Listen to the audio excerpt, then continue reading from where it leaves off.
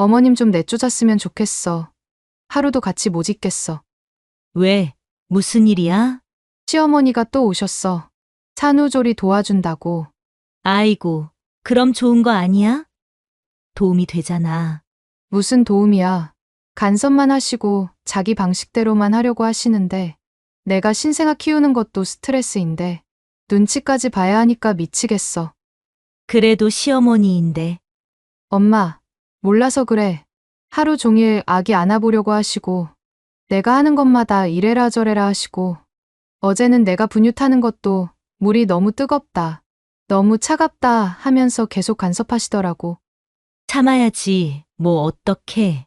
엄마, 진짜 어머님 좀 내쫓았으면 좋겠어. 하루도 같이 못 있겠어. 왜 이렇게 불편해야 하는지 모르겠어. 야, 그런 소리 하는 거 아니야. 아니야, 엄마, 진짜야.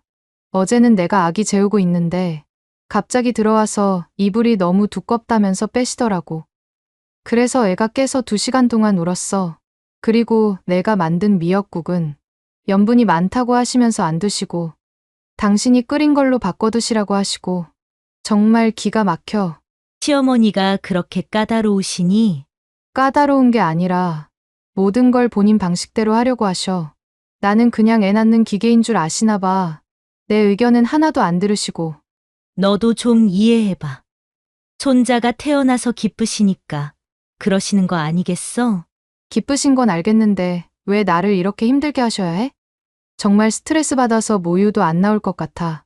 손자 산후조리를 도와주려고 큰아들 집에 갔을 때였습니다. 며느리가 친정어머니와 전화통화를 하는 소리를 우연히 듣게 된 거예요. 화장실을 다녀오는 길에 방문이 살짝 열려 있었는데 며느리가 전화로 이런 이야기를 하고 있더라고요. 그 순간 가슴이 무너져 내렸습니다. 안녕하세요. 저는 68세 김미옥이라고 합니다. 제가 오늘 이렇게 사연을 보내게 된 건 정말 가슴에 맺힌 한이 너무 커서 누군가에게 털어놓고 싶어서입니다. 10년 넘게 살아온 며느리와의 갈등, 그리고 그 갈등이 어떻게 해결되었는지 말씀드리고 싶어요.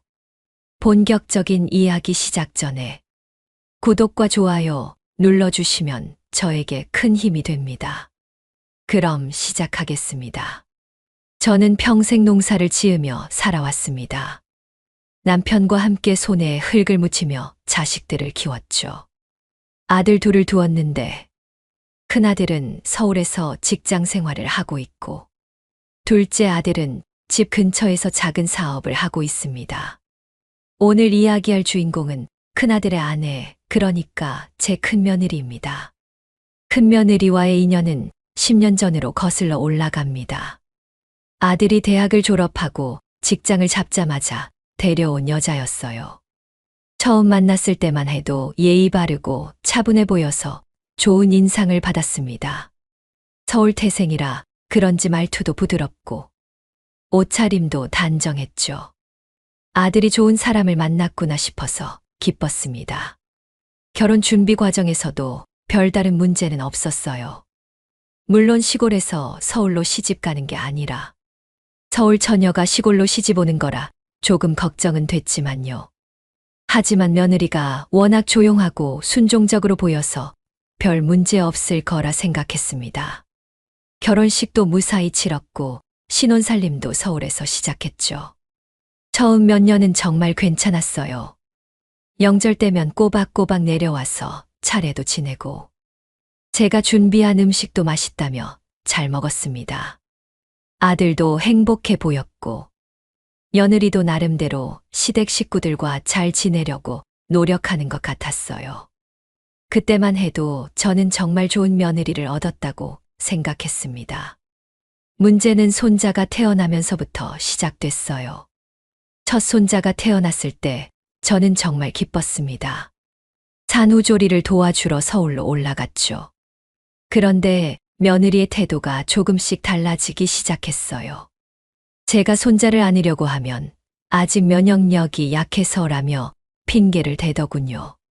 제가 만든 미역국을 가져갔더니 염분이 많아서 모유 수유에 안 좋다고 하면서 먹지도 않았습니다. 처음에는 요즘 젊은 엄마들이 그런가 보다 하고 넘어갔어요. 시대가 바뀌었으니까 육아법도 달라졌을 거라고 생각했죠. 하지만 시간이 지날수록 며느리의 행동은 점점 더 이해하기 어려워졌습니다. 제가 뭘 해주려고 하면 항상 정중하게 거절하더군요. 괜찮습니다. 제가 할게요 라는 말을 달고 살았어요. 돌이켜보면 그때부터 조금씩 신호가 있었던 것 같아요. 며느리가 저희를 대하는 태도에서 미묘한 변화가 느껴졌거든요. 겉으로는 여전히 예의 바르고 공손했지만 뭔가 벽을 쌓고 있다는 느낌이 들었습니다. 마치 저희를 가족이 아닌 손님 취급하는 것 같았어요. 손자가 돌을 지나면서 상황은 더욱 심해졌습니다.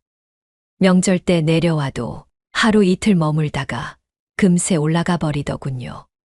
아이가 환경이 바뀌면 적응하기 힘들어해서라는 게 이유였어요.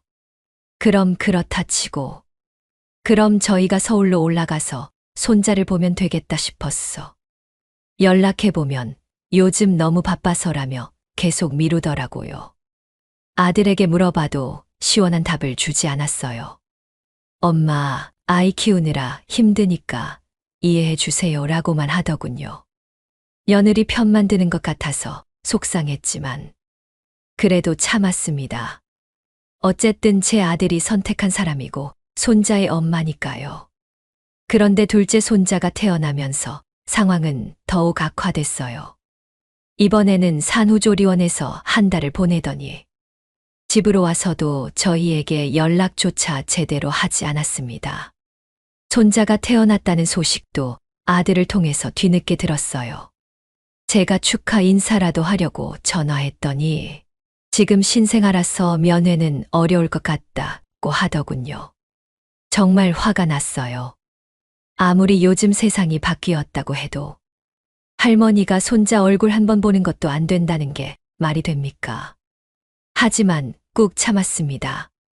며느리와 갈등을 일으키면 결국 손해보는 건 아들이니까요. 몇 달 후에야 겨우 둘째 손자를 볼 수 있었어요. 그런데 만나서도 내내 어색했습니다. 며느리는 제가 아이를 안으려고 하면 아직 목을 가누지 못해서라며 말리고, 제가 준비해간 이유식 재료도 알레르기 때문에 조심스럽다며 받지 않더군요. 정말 답답했어요. 그렇게 몇 년이 흘렀습니다. 손자들은 자라나는데 저는 할머니 역할을 제대로 해보지도 못한 채 시간만 보내고 있었어요. 명절 때나 잠깐 보는 게 전부였고, 그마저도 며느리 눈치를 보며 조심스럽게 행동해야 했습니다. 정말 결정타는 작년 추석 때 일어났어요. 오랜만에 온 가족이 모였는데 큰손자가 저에게 할머니는 왜 우리 집에 안 와요? 라고 물어보더군요. 순간 가슴이 철렁했어요. 아이가 할머니와 떨어져 지내는 게 당연하다고 생각하고 있었던 거예요. 그런데 며느리가 뭐라고 했는지 아세요? 할머니는 멀리 사셔서 자주 못 와. 그리고 할머니 집은 너무 시끄러우니까 조용한 우리 집이 더 좋지 않아? 그 순간 정말 화가 치밀어 올랐어요. 제 집이 시끄럽다고? 손자들이 오면 안 된다는 뜻인가요? 남편은 그냥 넘어가자고 했지만 저는 더 이상 참을 수가 없었어요. 10년 동안 쌓인 서운함과 분노가 한꺼번에 터져 나왔습니다. 그날 밤 남편과 긴 이야기를 나눴어요. 이대로는 안 되겠다. 뭔가 행동을 취해야겠다고 결심했습니다. 그날 밤 남편과 나눈 대화는 정말 오래 기억에 남을 것 같아요. 남편도 사실은 며느리의 태도에 많이 서운해하고 있었더라고요. 다만 저보다는 참을성이 많아서 내색하지 않았을 뿐이었어요. 당신 말이 맞소. 이렇게 계속 당하고만 살 수는 없지. 우리는 며느리가 왜 이렇게 행동하는지 곰곰 생각해 봤어요. 처음에는 서울 사람이라서 시골을 무시하는 건가 싶기도 했고, 아니면 원래 성격이 그런 건가 싶기도 했어요. 하지만 곰곰 생각해 보니 답이 나오더라고요. 바로 돈 문제였어요. 저희는 평생 농사를 지으며 살았지만 그래도 나름대로 재산을 모았어요. 농지도 있고 시골이긴 하지만 집도 제법 큰 편이고요. 더군다나 아들 둘 다 결혼시키면서 상당한 지원을 해줬거든요. 큰아들 결혼할 때는 서울에서 전세금도 대주고 차도 사주고 예단도 넉넉히 해줬어요. 그런데 며느리는 아마 이런 생각을 했을 거예요. 시댁에서 뭔가 바라는 게 있겠지. 나중에 시골로 내려와서 시부모 모시고 살라고 할지도 몰라. 아니면 농사일을 도와달라고 할 수도 있고. 그래서 미리미리 선을 긋고 있었던 거죠. 남편이 이런 말을 하더라고요. 우리가 너무 일방적으로 베풀기만 했나? 며느리 입장에서는 부담스러웠을 수도 있겠네. 처음에는 이해가 안 됐어요. 시부모가 자식들 도와주는 게 당연한 거 아닌가요? 하지만 곰곰 생각해보니 며느리 나름대로의 계산이 있었을 거라는 생각이 들더라고요. 그렇다면 우리도 계산을 해봐야겠다 싶었어요. 지금까지는 일방적으로 베풀기만 했지만 이제는 좀 다르게 접근해보자고 결심했습니다. 며느리가 돈 때문에 우리를 경계한다면 그 돈을 다른 방식으로 활용해보자는 거였어요. 먼저 둘째 아들과 상의했어요. 둘째는 저희와 가까이 살고 있어서 상황을 잘 알고 있었거든요. 형수가 너무하긴 해요. 엄마 아버지가 얼마나 속상해 하시는지 알면서도 계속 그러니까요. 둘째 며느리는 또 완전히 달라요. 저희를 정말 친부모처럼 모시거든요. 그래서 생각해낸 게 바로 조건부 증여였어요. 지금까지는 아무 조건 없이 도움을 줬지만 이제는 조건을 달기로 한 거죠. 물론 법적인 조건부 증여 말고 저희만의 조건이었어요. 계획은 이랬습니다. 먼저 큰아들에게 전화해서 엄마 아버지가 나이도 많이 들었으니까 앞으로는 좀 더 자주 만났으면 좋겠다고 말하기로 했어요. 그리고 한 달에 한 번 정도는 우리 집에서 하룻밤 자고 가면 어떨까라고 제안하기로 했고요. 만약 며느리가 또 핑계를 대면서 거절한다면 그때부터는 저희도 다르게 나가기로 했어요. 지금까지 해왔던 경제적 지원을 중단하는 거였죠.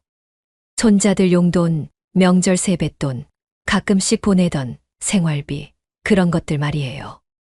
남편이 처음에는 그렇게까지 해야 하나라고 망설였어요. 하지만 저는 확신했습니다. 이렇게 계속 당하고만 살 수는 없어요. 며느리가 우리를 무시하는 건 결국 우리가 만만해 보이기 때문이에요. 이제는 우리도 당당해질 필요가 있어요. 드디어 실행에 옮길 때가 왔어요. 추석이 지나고 한 달쯤 후에 큰아들에게 전화를 걸었습니다. 평소와 다름없이 자연스럽게 대화를 시작했어요.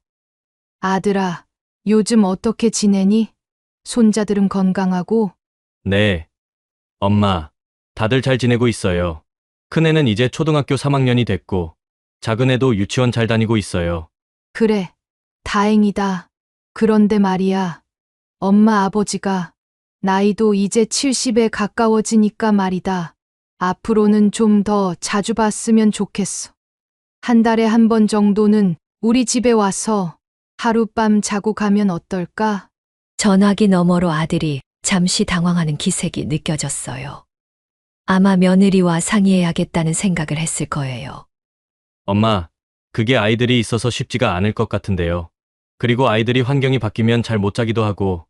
예상했던 대답이었어요. 하지만 이번에는 물러서지 않기로 했거든요. 아들아, 손주들이 할머니, 할아버지 집에서 하룻밤 자는 게 그렇게 어려운 일이니? 다른 집 아이들은 다 할머니 집에서 놀기 좋아하던데 우리 손자들만 유독 그런가? 아들이 말을 못 하더라고요. 사실 할 말이 없었을 거예요. 어떤 핑계를 대도 결국은 며느리가 싫어한다는 얘기밖에 안 되니까요. 엄마, 제가 집사람하고 상의해보고 연락드릴게요. 그래, 상의해보거라. 하지만 아들아, 이건 꼭 기억해라. 부모가 자식과 손자들 보고 싶어 하는 게 그렇게 무리한 요구가 아니라는 걸 말이야. 전화를 끊고 나서 남편과 함께 기다렸어요. 며느리가 어떤 반응을 보일지 정말 궁금했거든요. 예상대로라면 또 온갖 핑계를 대면서 거절할 텐데. 그러면 저희도 계획대로 행동하기로 했어요. 일주일이 지나도록 연락이 없더라고요. 아들이 며느리를 설득하려고 노력하고 있는 건지, 아니면 그냥 시간을 끌고 있는 건지 알 수가 없었어요. 그래서 제가 다시 전화했습니다. 아들아, 지난번에 얘기한 것 어떻게 됐니? 엄마, 그게 집사람이 좀 부담스러워해요. 아이들 준비물도 많고, 시골에는 아이들이 할 게 없다고 하고, 그 순간 정말 화가 났어요. 시골에는 아이들이 할 게 없다고? 저희가 손자들을 위해서 얼마나 많은 준비를 해뒀는데요. 그네도 설치해두고, 자전거도 사두고, 온갖 장난감도 준비해뒀는데, 할 게 없다니요. 그래, 알겠다. 그럼 며느리가 그렇게 생각한다면 어쩔 수 없지. 하지만 아들아, 엄마도 이제 생각을 좀 바꿔야겠다. 엄마, 무슨 말씀이세요? 지금까지 엄마 아버지가 너희들한테 많은 도움을 줬잖니. 그런데 우리가 뭔가 부탁하면 계속 거절만 하니까 이제는 우리도 좀 거리를 두려고 한다. 아들이 당황하는 기색이 역력했어요. 엄마, 그게 무슨, 별거 아니야. 그냥 지금까지처럼 무조건적으로 도와주지는 않겠다는 뜻이야. 서로 주고받는 관계가 되어야지. 우리만 일방적으로 주기만 하면 되겠니? 그렇게 첫 번째 경고를 날린 후 저희는 실제로 행동에 옮기기 시작했어요. 가장 먼저 바꾼 건 명절 세뱃돈이었어요. 지금까지는 손자 둘에게 각각 50만 원씩 주곤 했거든요. 그런데 이번 설에는 아예 주지 않기로 했어요. 설날 당일 큰아들 가족이 와서 차례를 지냈어요. 예년과 다름없이 진행됐는데 차례가 끝나고 세배를 받을 때가 문제였죠. 손자들이 세배를 하면서 할머니 세뱃돈 하고 손을 내미는데 저는 그냥 세배 잘했다라고만 하고 넘어갔어요. 큰 손자가 이상하다는 듯이 쳐다보더라고요. 할머니, 세뱃돈은요? 그때 며느리가 얼굴이 확 달라진 게 보였어요. 아마 무슨 일인지 감을 잡았을 거예요. 하지만 그 자리에서 뭐라고 할 수는 없었겠죠. 아들이 나중에 조용히 물어보더라고요. 엄마, 왜 세뱃돈을, 아, 깜빡했네. 요즘 나이가 들어서 그런가 봐. 물론 거짓말이었죠. 일부러 안 준 거니까요. 그 다음 달부터는 평소에 가끔씩 보내던 용돈도 끊었어요. 지금까지는 한 달에 한 번 정도 손자들 간식비라도 사라며 30만 원씩 보내곤 했거든요. 그것도 이제는 보내지 않았어요. 며느리가 눈치를 챘는지 아들을 통해서 몇 번 떠보더라고요. 엄마가 요즘 몸이 안 좋으신가요? 라든지 무슨 일 있으신 건 아니죠? 라든지 말이에요. 하지만 저는 그냥 별일 없다라고만 답했어요. 진짜 결정타는 큰 손자가 생일을 맞았을 때였어요. 지금까지는 생일이면 꼭 선물을 사주거나 용돈을 줬거든요. 그런데 이번에는 아예 연락도 하지 않았어요. 생일 축하 문자 한 통도 보내지 않았고요. 아들이 며칠 후에 전화하더라고요. 엄마, 큰애 생일이었는데요. 아, 그랬구나. 미안하다. 요즘 정신이 없어서 깜빡했네. 엄마, 진짜 깜빡하신 거예요? 아니면, 뭐가 아니면 아들이 말을 못 하더라고요. 사실은 다 알고 있으면서 말이에요. 저희가 일부러 거리를 두고 있다는 걸 말이죠. 그렇게 몇 달이 지났어요. 봄이 되고 여름이 되고 다시 가을이 왔죠. 그동안 저희는 정말 딱딱하게 선을 그었어요. 명절 때 필수적인 만남 외에는 연락도 잘 하지 않았고 경제적인 지원도 완전히 중단했어요. 대신 둘째 아들 가족에게는 더욱 잘해줬어요. 둘째 며느리가 워낙 효성이 좋으니까 보답해주고 싶었거든요. 둘째 손자들에게는 세뱃돈도 더 많이 주고 용돈도 더 자주 줬어요. 생일 선물도 더 비싼 걸로 사주고요. 이런 차이를 큰아들이 모를 리가 없었겠죠. 둘째와 연락하다 보면 자연스럽게 알게 될 테니까요. 며느리도 점점 초조해하는 기색이 보이더라고요. 명절 때 와서도 예전처럼 편안해하지 못하고 계속 눈치를 보더라고요. 그런 상황이 지속되던 중에 드디어 며느리 쪽에서 먼저 움직임이 있었어요. 추석을 한 달 앞둔 어느 날, 갑자기 큰아들이 전화를 걸어왔어요. 엄마, 집사람이 하는 말이 한 번 시골에 놀러 가보고 싶다고 하는데요. 순간 귀를 의심했어요. 그 며느리가 시골에 놀러 가고 싶다고? 지금까지 시골 오는 걸 그렇게 싫어하던 며느리가 말이에요. 정말 느닷없이 왜? 아이들이 자연에서 놀아보고 싶다고 하더라고요. 그리고 집사람도 시골 생활이 어떤지 궁금하다고 하고요. 거짓말이라는 걸 뻔히 알면서도 기분이 좋았어요. 드디어 며느리가 항복 신호를 보내는 구나 싶었거든요. 그래? 언제 올 생각이니? 이번 주말에 가능할까요? 아이들이 월요일에 학교 가야 해서 일요일 저녁에는 올라가야 하거든요. 그럼 토요일 오후에 와서 일요일에 가면 되겠네. 알겠다. 엄마가 준비해 둘게.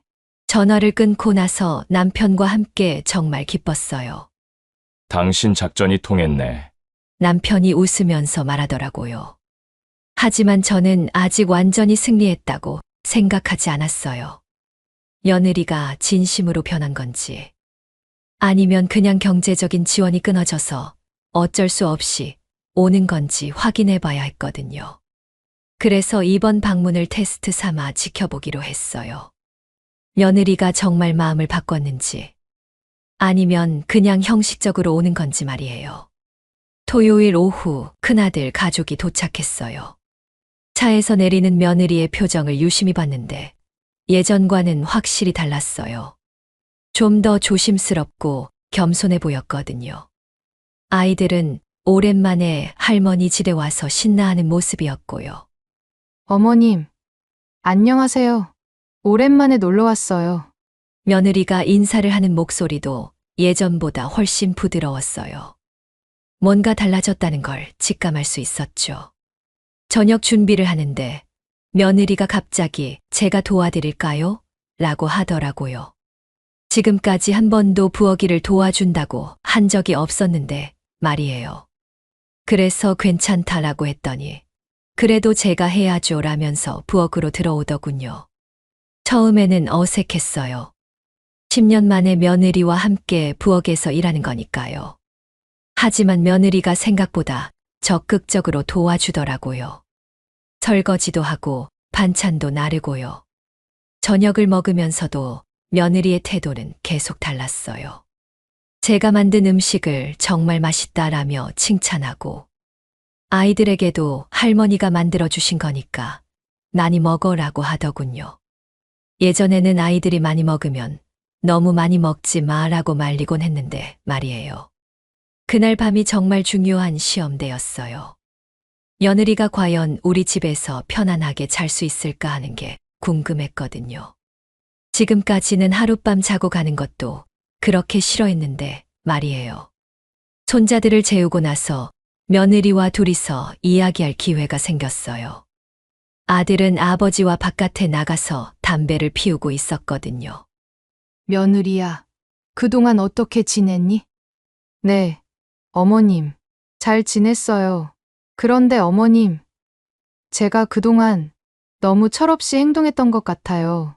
갑작스러운 며느리의 말에 깜짝 놀랐어요. 뭔가 진지한 이야기를 하려는 것 같았거든요. 무슨 말이니? 어머님께서 그동안 저희한테 정말 많이 해주셨는데, 저는 그걸 당연하게 생각했어요. 그리고 솔직히 말씀드리면, 시골 생활이 불편할까봐, 아이들이 적응하지 못할까봐 걱정이 됐거든요.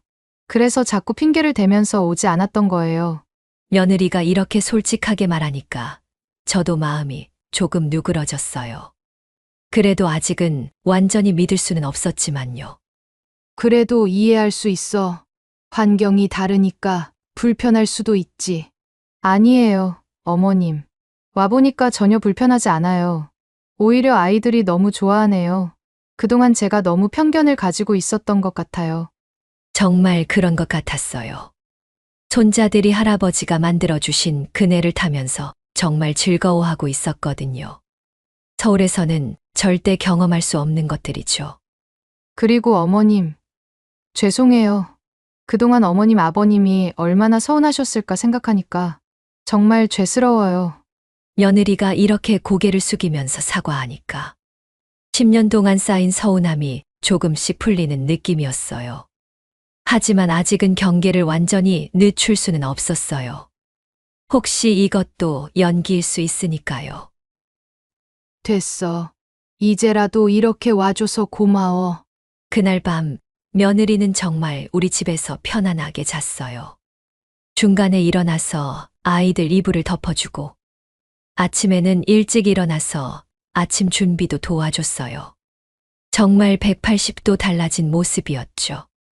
일요일 아침 손자들과 함께 뒷마당에서 채소를 따보기도 하고 달장에 가서 계란도 주워오고 정말 즐거운 시간을 보냈어요. 며느리도 처음에는 조심스러워했지만 점점 자연스러워지더라고요.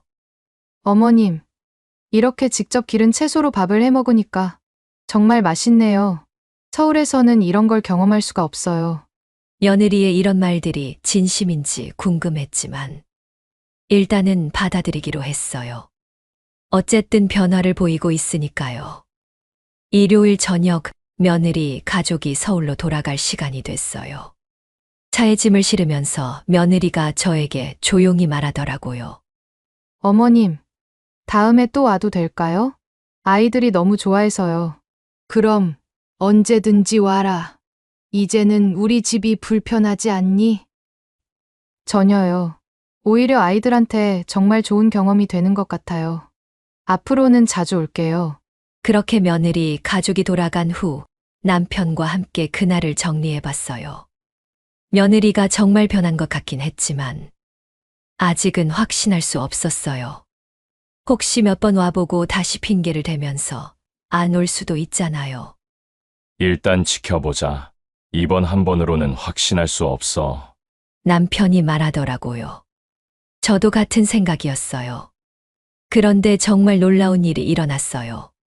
그 다음 주에 며느리가 직접 전화를 걸어온 거예요. 10년 만에 처음으로 며느리가 저에게 먼저 전화를 한 거였죠. 어머님, 안녕하세요. 지난번에 정말 잘 놀다 갔어요. 아이들이 계속 할머니, 할아버지 생각한다고 해요. 그래, 다행이네. 우리도 손자들 보고 싶어. 어머님, 혹시 이번 주말에도 갈 수 있을까요? 아이들이 자꾸 가자고 해서요. 정말 깜짝 놀랐어요. 이렇게 빨리 또 오겠다고 지금까지는 명절에 억지로 내려와서 하루 만에 도망가듯 올라갔는데 이제는 자기가 먼저 오겠다고 하니까요. 그럼 와라. 엄마가 또 맛있는 거 해줄게. 네, 감사해요. 그리고 어머님, 제가 이번에는 뭔가 도움이 될 일을 하고 가고 싶어요. 밭일이라든지 집안일이라든지요. 이 말을 듣고 정말 기가 막혔어요. 지금까지 흙 한 번 만져보지 않으려던 며느리가 밭일을 하겠다고? 정말 변한 게 맞나 싶었어요. 그 주말에도 며느리 가족이 왔어요. 이번에는 정말로 며느리가 적극적으로 일을 도와줬어요. 김치 담그는 것도 배우겠다고 하고 밭에 나가서 배추도 뽑고 정말 180도 바뀐 모습이었어요. 아이들도 완전히 시골 생활에 빠져 있었어요. 큰 손자는 할아버지 따라다니면서 농사일 구경하고 작은 손자는 마당에서 뛰어놀면서 정말 즐거워했어요. 저녁에 온 가족이 둘러앉아서 밥을 먹는데 정말 오랜만에 가족다운 분위기였어요. 며느리가 어머님이 만든 김치 정말 맛있어요. 레시피 좀 알려주세요. 라고 하는데 10년 만에 처음 듣는 말이었어요. 그날 밤 며느리와 또 둘이서 이야기할 기회가 있었어요. 이번에는 며느리가 먼저 진지한 이야기를 꺼내더라고요. 어머님, 제가 솔직히 말씀드려도 될까요? 며느리가 갑자기 진지해지면서 말했어요. 뭔가 중요한 이야기를 하려는 것 같았죠. 그래, 말해봐. 사실 저는 그동안 어머님, 아버님이 저희한테 많이 해주시는 게 부담스러웠어요. 혹시 나중에 뭔가 바라는 게 있으실까봐 걱정이 됐거든요. 그래서 미리 선을 긋고 거리를 두려고 했던 거예요. 역시 제 예상이 맞았어요. 며느리가 우리를 경계했던 이유가 바로 그거였던 거죠. 그리고 솔직히 말하면 시골 생활이 불편할 거라고 생각했어요. 아이들한테도 별로 도움이 안 될 거라고 생각했고요. 정말 편견이었어요. 며느리가 이렇게 솔직하게 털어놓으니까 저도 속마음을 말하고 싶어졌어요. 며느리야, 엄마도 솔직히 말할게. 그동안 정말 서운했어. 우리가 뭔가 해주려고 하면 계속 거절하고, 손자들도 자주 못 보게 하고, 정말 마음이 아팠어. 죄송해요, 어머님. 정말 제가 잘못 생각했어요. 그리고 며느리야, 우리가 너희한테 뭔가 바라는 게 있긴 해. 하지만 그게 부담스러운 건 아니야. 무엇인가요? 그냥 가족처럼 지내고 싶어. 이렇게 자주 만나고, 같이 밥 먹고, 손자들과 추억도 만들고, 그게 전부야. 다른 건 바라지 않아. 며느리가 눈물을 글썽이면서 정말 그게 다예요? 라고 하더라고요. 그래. 정말 그게 다야. 우리는 며느리가 우리를 피하지 않고 가족으로 받아들여 주기만 하면 돼. 그날 밤 대화 후에 며느리와의 관계가 완전히 바뀌었어요. 서로 마음을 터놓고 이야기하니까 그동안의 오해가 다 풀렸거든요. 그 후로 며느리는 정말 달라졌어요. 한 달에 2번씩은 꼭 내려와서 하룻밤씩 자고 가더라고요. 명절이 아니어도 그냥 놀러 오고, 제가 몸이 안 좋다고 하면 걱정하면서 약도 사가지고 오고요. 아이들도 완전히 바뀌었어요. 이제는 할머니, 할아버지, 집 하는 걸 세상에서 제일 좋아해요. 서울 친구들한테 자랑하기도 하고, 방학 때는 며칠씩 머물다 가기도 해요. 가장 큰 변화는 며느리가 저를 정말 어머니처럼 대하기 시작했다는 거예요. 아플 때 걱정해주고, 좋은 일 있으면 제일 먼저 알려주고, 생일이면 선물도 사주고요. 10년 만에 처음으로 진짜 며느리를 얻은 기분이었어요. 경제적인 지원도 다시 시작했어요. 하지만 이번에는 일방적으로 주는 게 아니라 서로 주고받는 관계가 됐어요. 며느리도 저희 생일 때 선물을 주고, 여행 갔다 오면 맛있는 걸 사가지고 오고요. 그렇게 1년이 지났어요. 이제는 며느리와의 갈등이 있었다는 게 믿어지지 않을 정도로 가족다운 관계가 됐어요. 며느리도 시골 생활에 완전히 적응했고, 아이들은 저희를 정말 친할머니, 친할아버지처럼 따라요. 지난주에는 정말 감동적인 일이 있었어요. 큰 손자가 학교에서 가족에 대한 그림을 그려오라는 숙제를 받았대요. 그런데 그 그림에 저희도 포함시켜서 그려온 거예요. 할머니, 할아버지, 아빠, 엄마, 그리고 자기들까지. 정말 온 가족이 다 들어있는 그림이었어요. 며느리가 그 그림을 보여주면서 어머님, 큰애가 할머니, 할아버지도 가족이라고 그림에 그려왔어요. 라고 하는데 정말 눈물이 날 뻔했어요. 10년 만에 처음으로 손자가 저희를 진짜 가족으로 인식하게 된 거니까요. 며느리는 이제 저한테 뭐든지 편하게 얘기해요. 아이들 교육 문제도 상의하고, 살림하는 방법도 물어보고, 정말 친딸처럼 대해줘요. 저도 며느리한테 마음을 터놓고 이야기할 수 있게 됐고요. 무엇보다 가장 좋은 건 이제는 모든 가족이 다 같이 모일 수 있게 됐다는 거예요. 큰아들 가족, 둘째 아들 가족, 저희 부부까지 다 모여서 식사하고 대화하고 정말 가족다운 시간을 보낼 수 있어요. 돌이켜보면 제가 그때 결정적인 행동을 취하지 않았다면 지금도 여전히 서로 어색하고 불편한 관계였을 거예요. 며느리는 계속 저희를 피했을 것이고, 저희는 계속 서운해했을 거고요. 하지만 이제는 정말 행복해요. 68세에 이런 행복을 느낄 수 있다는 게 감사하고요. 며느리도 자주 그때 어머님이 그렇게 하시지 않았다면 저는 평생 후회했을 거예요 라고 말해요.